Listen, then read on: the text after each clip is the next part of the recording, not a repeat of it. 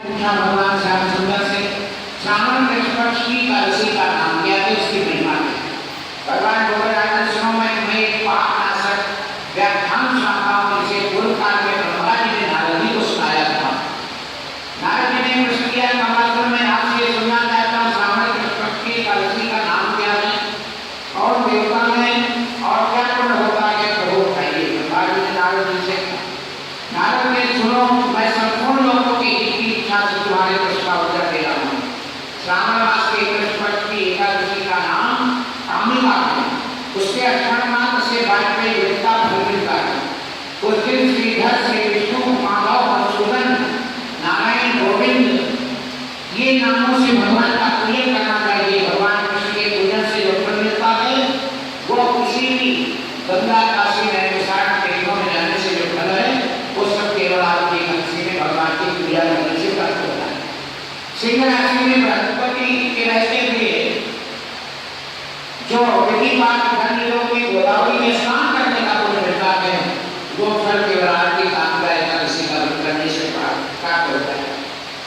भगवान कृष्ण के पूजन से ही मिल जाता है। जो समुद्र पर से सारी पृथ्वी का दान करने से पूर्ण होता है, वो केवल कामिका एकादशी का व्रत करने से, भगवान का पूजन करने से मिल जाता है।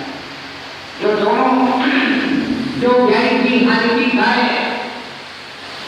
सरकार से उसका दान करता है, उसका जो फल मिलता है वो कामिका एकादशी आज श्रावण कृष्ण पक्ष की व्रत करने से, भगवत पूजन, भगवत दर्शन करने से मिलता है।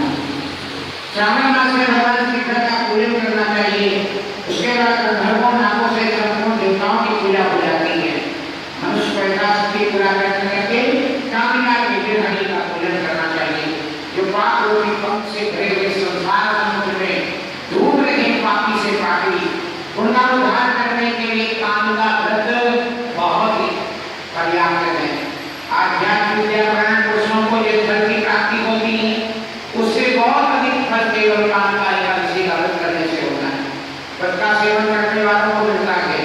कामिका व्रत करने वाला उस रात्रि में जागरण करेगा एकादशी के दिन तो भयंकर यमराज का भी दर्शन नहीं होता, यानी वो नरक नहीं जा सकता, यमपुरी का दर्शन नहीं हो सकता है, सीधे मोक्ष भगवान देते हैं। लाल, मणि, मोती, हीरा, वैडूर्य, मुगे, रत्न, पन्ना आदि जो भगवान को ध्यान कराने से फल मिलता है, केवल आज के तुलसी का अर्पण करने से उनके चरणों में फल मिल जाता है।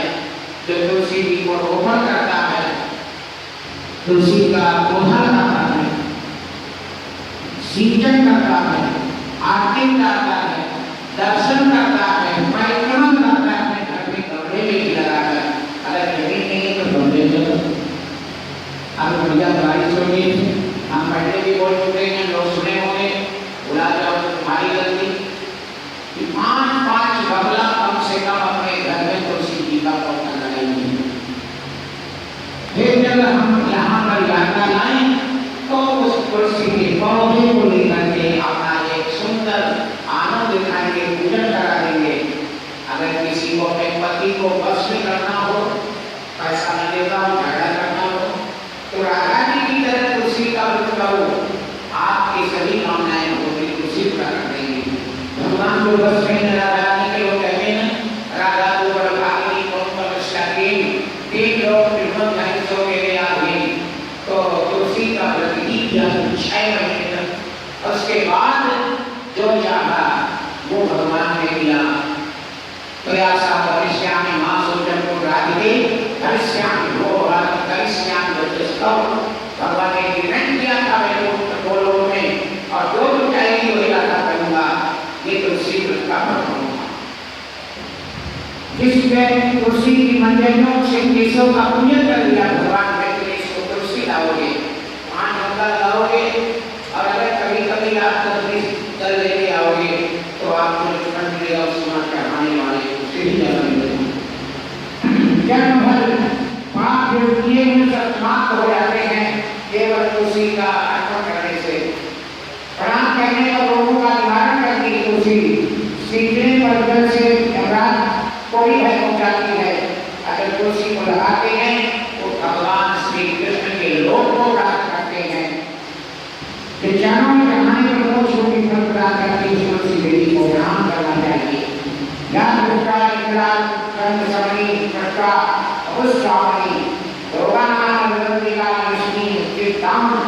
चित्तांत प्रकाशी प्रत्याशक्ति विहारिणी भवराज कंठ संगोगा नेता तक चढ़े मुक्ति बंदा ऐसी तुलसी ऐसे भगवती तुलसी को हम दोनों हाथों तक प्रणाम किया करें।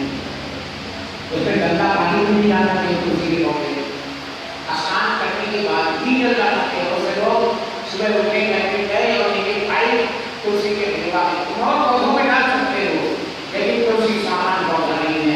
अगर उसमें जल डालना हो तो भगवती तुलसी लक्ष्मी स्वरूपा में स्नान के पश्चात मनुष्य ज्ञान ज्ञान करने पर करोड़ों दीपों से पूरी को स्वर्गलोक में वो मनुष्य जाता है जो तुलसी के पास पड़ते दीपों की माता आरती करता है।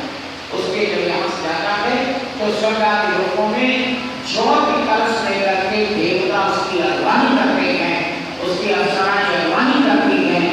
धन्य के महापुरुष ने भारत में जन्म लेकर तुलसी की पूजा किया है, ऐसा लक्ष्य मिलता है। इसलिए एकांता एकादशी का वर्णन आज के दिन आप लोगों ने श्रवण किया।